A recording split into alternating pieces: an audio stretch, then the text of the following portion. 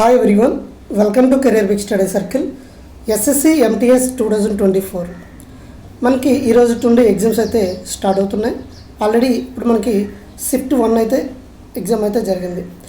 మనం ఈ షిఫ్ట్ 1 గురించి మనం పరిశీలించినట్లయితే మనకి ఎగ్జామ్ అనేది మనకి ఎలా ఉందంటే మోడరేట్ లెవెల్లో ఉందంట. ఓకేనా, మోడరేట్ లెవెల్లో ఉంది. మీరు ఈ షిఫ్ట్లో ఎవరైతే ఫస్ట్ షిఫ్ట్ రాశారో వాళ్ళు 40 క్వశ్చన్స్ అటెంప్ట్ చేయగలిగితే వాళ్ళకి మంచి స్కోర్ వచ్చినట్టే. ఓకేనా, అయితే ఎగ్జామ్లో మనకి ఏ టాపిక్స్ అడిగారనేది ఒకసారి మనం చూసినట్లయితే మనకి నిన్న చెప్పిన విధంగానే మనకి సెన్సస్ నుండి క్వశ్చన్ అయితే రావడం జరిగింది. సెన్సస్లో మీకు ఆల్రెడీ నేను క్లియర్గా చెప్పడం జరిగింది. ఒక హాఫ్ అన్ అవర్ క్లాస్ ఉంటుంది సెన్సస్ మీద. మీకు బిఫోర్ వీడియోలో ఫస్ట్ ఎక్స్పెక్టెడ్ టాపిక్లో ఫస్ట్ చెప్పాను. ఈ సెన్సస్ మీద సెన్సస్ 2011 గురించి ఒక క్వశ్చన్ అయితే అడగడం జరిగింది. ఒకసారి ఏ టైప్ ఆఫ్ క్వశ్చన్ అడుగుతారు ఒకసారి చూసినట్టు అయితే ఫస్ట్ మీరు ఎక్కువగా ఫోకస్ చేయవలసింది లిటరసీ రేటు గురించి ఫోకస్ చేయండి.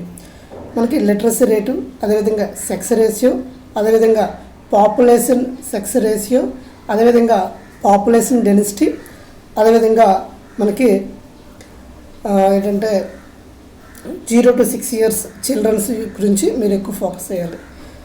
ఒకసారి నేను సెన్సస్ గురించి రఫ్గా మీకు ఒక ఐడియా ఇస్తాను. మనకి 2011 సెన్సస్ అనేది చూసినట్లయితే మనకి 15th సెన్సస్ అంటారండి దీన్ని. 15th census. అదే ఇండిపెండెన్స్ వచ్చిన తర్వాత, భారతదేశ స్వాతంత్రం వచ్చిన తర్వాత ఈ సెన్సస్ చూసినట్లయితే మనకి దీన్ని 7th సెన్సస్ అంటారు. ఈ 2011 సెన్సస్కి రిజిస్టర్ జనరల్ ఎవరంటే సీఎం చంద్రమౌళి గారు. మనకి ఈ 2011 సెన్సస్ అనేది ఎన్ని ఫేజెస్లో జరిగిందంటే 2 phases జరిగింది. ఓకేనా, ఇది మనకి ఎగ్జామ్లో అడుగుతున్నారు. అదేవిధంగా మనకి చూసినట్లయితే లిటరసీ రేట్ గురించి కూడా చూద్దాం. మనం లిటరసీ రేట్ చూసినట్లయితే మనకి 74.04 ఇలా ఉంటే మనకి ఓవరాల్గా ఇండియా లిటరసీ రేట్ 74.04 ఉంటే అందులో మనకి మేల్ లిటరసీ అంతా, అదేవిధంగా ఫిమేల్ లిటరసీ అని అడుగుతారు. మేల్ లిటరసీ చూసినట్లయితే 82 పాయింట్ సంథింగ్ ఉంటుంది. అదేవిధంగా మనకి 64.56 మనకి ఫిమేల్ లిటరసీ రేట్. ఓకేనా, ఇక మనకి ఓవరాల్గా చూసినట్లయితే లిటరసీ రేట్లో టాప్ మోస్ట్ ఉన్న స్టేట్ ఏదంటే మనకి లిటరసీ రేట్లో మనకి కేరళ. ఓకేనా, టాప్ మోస్ట్ స్టేట్ కేరళ. అదే లీస్ట్ స్టేట్స్ చూసినట్లయితే మనకి బీహార్. తర్వాత మనకి ఈ సెన్సస్ గురించి చూసినట్లయితే మనకి ఫస్ట్ సెన్సస్ 872 నుండి క్యాలిక్యులేట్ చేయడం జరిగింది. 872 అండ్ 881 మనకి. అయితే 872ని బేస్ చేసుకుని క్యాలిక్యులేట్ చేసుకుంటే మనకి 2011 సెన్సస్ అనేది ఎన్నో సెన్సస్ అంటే 10వ సెన్సస్. 881 మనకి ఇక్కడ నాన్ సింక్రనైజ్గా జరిగింది. 872లో టైంలో మనకి లార్డ్ మేయో కాలంలో జరిగింది. దీన్ని నాన్ సింక్రనైజ్ సెన్సస్ అంటారు. అంటే ఇక్కడ మనకి ఎవ్రీ 10 yearsకి సెన్సస్ క్యాలిక్యులేట్ చేయాలనేది ఎప్పుడు నుండి తీసుకొచ్చారు అంటే 1881 నుండి దీన్ని లార్డ్ మేయో కాలంలో లార్డ్ రిప్పన్ కాలంలో తీసుకురావడం జరిగింది. దీన్ని సింక్రనైజ్ సెన్సస్ అంటారు. ఓకేనా, అదేవిధంగా మీరు ఇంకో ఎక్స్పెక్టెడ్ క్వశ్చన్ చూసినట్లయితే మనకి 1911 నుండి 1921 మనం ఏమంటామంటే పాపులేషన్ డివైడ్ అంటారండి. ఏమంటారు? పాపులేషన్ డివైడ్ అంటారు. ఇది ఎక్స్పెక్టెడ్ క్వశ్చన్. సో సెన్సస్ కోసం మీరు ఒకసారి నేను చెప్పిన కీ పాయింట్స్ అన్నీ ఒకసారి మీరు నోట్ చేసుకోండి. ఫస్ట్ వన్ ఏంటంటే హైయెస్ట్ పాపులేషన్ స్టేట్స్ చూసినట్లయితే ఉత్తరప్రదేశ్, లోయెస్ట్ పాపులేషన్ స్టేట్ చూసినట్లయితే సిక్కిం. ఇక్కడ మీకు పాపులేషన్ స్టేట్స్ మీద ఇంపార్టెంట్.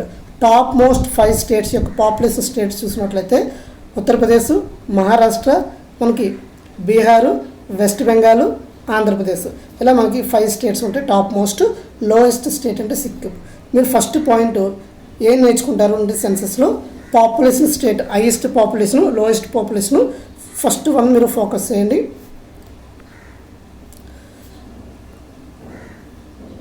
దాని మీద ఫోకస్ చేయండి. తర్వాత మీరు ఏం చేస్తారంటే లిటరసీ రేట్ మీద ఫోకస్ చేయండి. నెక్స్ట్ షిఫ్ట్ వాళ్ళకి ఏమొస్తుంది అంటే మ్యాక్సిమం లిటరసీ రేట్ కానీ పాపులేషన్ డెన్సిటీ. మనకి ఎక్కువగా అడిగేది పాపులేషన్ డెన్సిటీ మీద అడుగుతాడు క్వశ్చన్. అదేవిధంగా చైల్డ్ సెక్స్ రేషియో అడుగుతాడు, ఓవరాల్ సెక్స్ రేషియో అడుగుతాడు. అదేవిధంగా మనకి మెట్రోపాలిటన్ సిటీస్ కూడా అడుగుతాడు. అది అర్బన్ మోస్ట్, రూరల్, అర్బన్ అడుగుతాడు. ఎక్కువగా దీని మీద మీరు ఫోకస్ చేయండి. అదేవిధంగా ఇంకా మీకు డెప్త్గా నెక్స్ట్ క్వశ్చన్ ఏంటంటే మ్యాక్సిమం హిందూ పాపులేషన్ ఏ స్టేట్లో ఉంది ఎక్కువగా అంటే హిమాచల్ ప్రదేశ్. అదేవిధంగా మనకి ఏంటంటే ముస్లిం పాపులేషన్ ఎక్కడుంది, క్రిస్టియన్ పాపులేషన్ ఎక్కడ ఎక్కువ ఉందని అడుగుతాడు. అదేవిధంగా రూరల్ పాపులేషన్ అడుగుతాడు, అర్బన్ పాపులేషన్. ఇవి మ్యాక్సిమం ఎక్స్పెక్టెడ్ క్వశ్చన్. అదేవిధంగా చూసినట్లయితే మీకు నెగిటివ్ గ్రోత్ రేటు నాగాల్యాండ్ అండి, నాగాల్యాండ్లో తక్కువ నెగిటివ్ గ్రోత్ రేట్ ఉంది. ఇది మీరు సెన్సెస్ మీద ఒకసారి మీరు ఫోకస్ చేయండి. నెక్స్ట్ ఇంకో క్వశ్చన్ ఏమడిగారంటే ఐపీఎల్ గురించి అడిగారంటండి. ఇంకో క్వశ్చన్ ఏమడిగారంటే ఐపీఎల్ కోసం అడగడం జరిగిందంట. ఐపీఎల్ కోసం క్వశ్చన్ అడగడం జరిగింది. ఈ ఐపీఎల్ చూసినట్లయితే ఐపీఎల్తో పాటు డబ్ల్యూపీఎల్ కూడా చూడండి. Women Premier League, IPL Indian Premier League ఇవి కూడా చూడండి. ఈ రెండు రీసెంట్గా మనకు జరిగిన లేటెస్ట్ ఎడిషన్ కోసం చూసుకోండి. ఈ ఐపీఎల్ మీద క్వశ్చన్ అయితే అడగడం జరుగుతుంది. అదేవిధంగా నెక్స్ట్ క్వశ్చన్ చూసినట్లయితే మనకి ఎక్కడి నుండి అడిగారంటే మనకి పాలిటీ నుండి అడగడం జరిగిందండి. పాలిటీలో చూసినట్లయితే మనకి మేజర్గా మీరు ఫోకస్ చేయవలసింది దేని మీద చేస్తారు అంటే ఆర్టికల్స్ మీద ఫోకస్ చేయండి. ఆర్టికల్స్ కూడాను మీకు ఏం చెప్పాను, అది పార్ట్ 1 నుండి పార్ట్ 6 వరకు చూడండి. అంటే మేజర్గా మీరు ఫోకస్ చేయవలసింది దేని మీద అంటే ఫండమెంటల్ రైట్స్ మీద, ప్లస్ డిపిఎస్పి మీద, అదేవిధంగా ఫండమెంటల్ డ్యూటీస్ మీద మీరు బాగా ఫోకస్ చేయండి. ఖచ్చితంగా ఈ ఏరియా నుండి క్వశ్చన్ అయితే వస్తుంది. అదేవిధంగా ఎమర్జెన్సీ మీద మీరు ఫోకస్ చేయండి. తర్వాత అదేవిధంగా మనకి జాగ్రఫీ విషయానికి వచ్చేసరికి జాగ్రఫీ నుండి ఈరోజు మౌంటైన్స్ మీద క్వశ్చన్ అడగడం జరిగిందంట. మౌంటైన్స్, అదేవిధంగా రివర్స్, లేక్స్ మీద ఒకసారి ఫోకస్ చేయండి. అదేవిధంగా నెక్స్ట్ మీకు నేను చెప్పాను ఎక్స్పెక్టెడ్ టాపిక్లో మీకు భారతరత్న మీద క్వశ్చన్ వస్తుంది అని చెప్పాను. భారతరత్న, పద్మభూషణ్ ఈరోజు ఏమడిగారంటే కనకరేలే మనకి ఏ క్లాసికల్ డ్యాన్స్కి సంబంధించినవి అని అడిగారండి. మీరు చూసినట్లయితే క్లాసికల్ డ్యాన్స్ మీద ఒకసారి ఫోకస్ చేయండి. మనకి ఎన్ని క్లాసికల్ డ్యాన్సెస్ ఉన్నాయంటే 8 క్లాసికల్ డ్యాన్సెస్ ఉంటాయి. మీకు ఒకసారి క్లియర్గా చెప్తాను చూడండి. ఆంధ్రప్రదేశ్ చూస్తున్నట్లయితే కూచిపూడి, తమిళనాడు భరతనాట్యం, కేరళలో చూసినట్లయితే కథాకళి, మోహినియట్టం. అదేవిధంగా నార్త్ ఇండియాలో చూసినట్లయితే మేజర్గా ఉత్తరప్రదేశ్లో చూసినట్లయితే కథక్, అదేవిధంగా మణిపురి, అస్సాం వస్తే అస్సాం. నెక్స్ట్ మనకి ఒడిషా క్లాసికల్ డ్యాన్స్ ఉంటుంది. అదేవిధంగా మనకి చౌ అనే క్లాసికల్ డ్యాన్స్ చూసినట్లయితే మనకి వెస్ట్ బెంగాల్, ఒడిశా, జార్ఖండ్ ఈ రీజన్లో మనకు ఉంటుంది. నేను క్లియర్గా ఈ క్లాసికల్ డ్యాన్సెస్ కోసం చాలా 1 by 1 కథక్ గురించి డీటెయిల్డ్గా వాళ్ళ ఫేమస్ పర్సనాలిటీస్ అన్నీ కూడా క్లియర్గా మన ఛానల్లో ప్లేలిస్ట్లో ఉంటుందండి. 8 క్లాసికల్ డ్యాన్స్ యొక్క ఇంపార్టెన్స్, వాటి యొక్క ఫేమస్ పర్సనాలిటీస్ అదొకసారి మీరు ఫోకస్ చేయండి. అదేవిధంగా మీకు నేను భారతరత్న కోసం చెప్పాను. భారతరత్న కోసం కూడా క్వశ్చన్ అడగడం జరిగిందంట.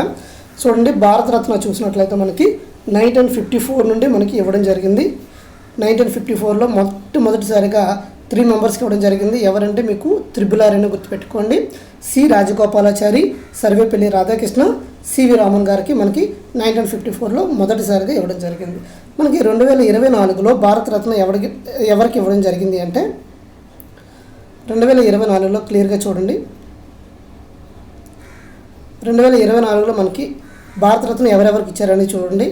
మనకి పివి నరసింహారావు చూసినట్లయితే మనకి ఫార్మర్ ప్రైమ్ మినిస్టర్, మనకి తెలంగాణ స్టేట్కి సంబంధించిన పివి నరసింహారావు గారికి భారతరత్న అవార్డు అయితే ఇవ్వడం జరిగింది. అదేవిధంగా మనకి చరణ్ సింగ్ ఇవ్వడం జరిగింది. అదేవిధంగా మనకి MS Swaminathan father of the green revolution MS స్వామినాథన్కి ఇవ్వడం జరిగింది. అదేవిధంగా ఎల్కే అద్వానీ గారికి ఇవ్వడం జరిగింది.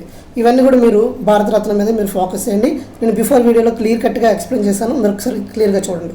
అదేవిధంగా మనకి పద్మ అవార్డ్స్, మీకు పద్మ అవార్డ్స్ మీద ఖచ్చితంగా క్వశ్చన్ వస్తుందని చెప్పాను. ఈరోజు పద్మ అవార్డ్స్ కూడా క్వశ్చన్ అడగడం జరిగింది. మనకి రీసెంట్గా పద్మ అవార్డ్స్ అయితే ఇవ్వడం జరిగింది. ఎంతమందికి ఇవ్వడం జరిగింది అంటే 110, 5, 17 టోటల్గా మనకి 132 మెంబర్స్కి మనకు ఈ 2024లో పద్మ అవార్డ్స్ అయితే ఇవ్వడం జరిగింది. 110 మెంబర్స్కి పద్మ అవార్డ్స్ ఇస్తే 5 మెంబర్స్కి మనకి పద్మవిభూషణ్ ఇవ్వడం జరిగింది. 17 మెంబర్స్కి పద్మభూషణ్ అవార్డు, పద్మభూషణ్ 17 మెంబర్స్కి ఇచ్చారు. 5 మెంబర్స్కి పద్మవిభూషణ్ ఇచ్చారు.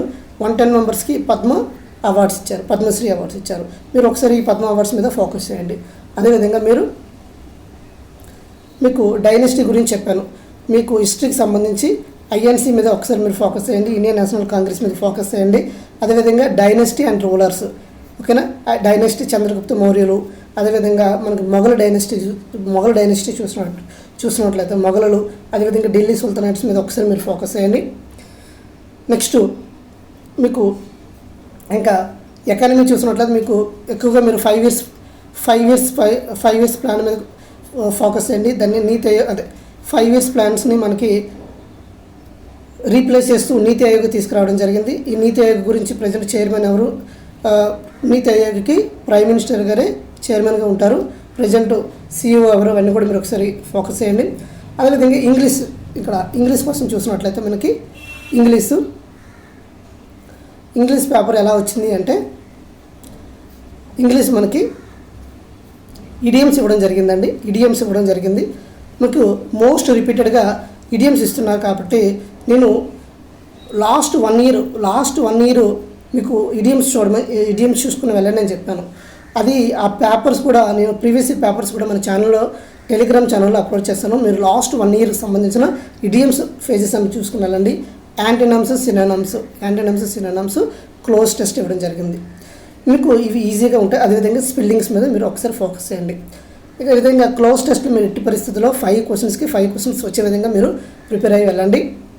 ఇక ఇంకేమైనా క్వశ్చన్స్ మీకు వస్తే ఎవరైతే ఈరోజు షిఫ్ట్ రాశారో అందరూ కూడాను ఈ వీడియో కింద కానీ లేకపోతే మన టెలిగ్రామ్ ఛానల్లో కానీ క్వశ్చన్స్ అప్లోడ్ చేయండి. మీకు నెక్స్ట్ వీడియో చేయడానికి వెరీ యూస్ఫుల్ అవుతుంది. మీకు నేను ఏం చేస్తాను అంటే రిపీటెడ్గా వస్తున్న క్వశ్చన్స్ నేను ఏం చేస్తాను అంటే ట్రెండింగ్ టాపిక్ అని ఫర్ ఎగ్జాంపుల్ ఈరోజు ఎక్కువగా ఫండమెంటల్ రైట్స్ కోసం క్వశ్చన్స్ వచ్చాయి. ఫండమెంటల్ రైట్స్ కోసం నెక్స్ట్ ఎక్కువ వచ్చే క్వశ్చన్ ఏంటంటే ఫండమెంటల్ రైట్స్ మీద, ఫండమెంటల్ డ్యూటీస్ మీద, DPS మీద క్వశ్చన్స్ వస్తాయి మ్యాక్సిమం. కాబట్టి మీకు ట్రెండింగ్ టాపిక్లు ఈ క్వశ్చన్స్ నేను కవర్ చేస్తాను. సో మీరు ఏం చేయాలంటే ఖచ్చితంగా మీరు మన ఛానల్ని లైక్ చేయండి. మీకు కావాల్సిన ఇంపార్టెంట్ కంటెంట్ అనేది మన ఛానల్ ద్వారా మీకు ప్రతిరోజు వీడియోస్ ద్వారా మీకు అందిస్తాం. మీరు చేయవలసినంత లైక్ చేయండి, సబ్స్క్రైబ్ చేసుకోండి. Thank you all. జై హింద్.